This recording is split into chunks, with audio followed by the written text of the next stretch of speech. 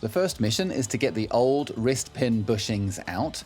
You have to press them out with a press. The press that they're using here is a Sunin brand press, a very well-respected brand. And one of these on the used market will easily cost you $2,000.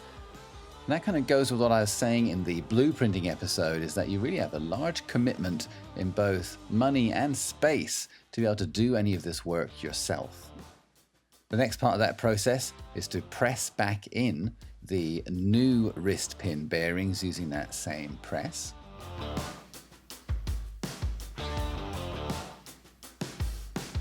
Quite satisfying to look at, to be honest.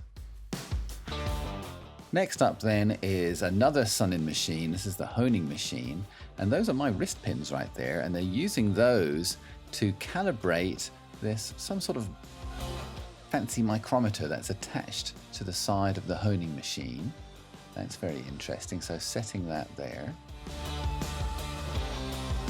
And then the oil now is going on to the actual honing stones. There's two stones 180 degrees from each other, and then there's pressure put on them which you can adjust, and those pushing out will wear away the inside of that wrist pin bushing and gradually make the hole bigger. And then he'll go across and check that on the micrometer that he set up at the beginning. Here we go, so double checking there.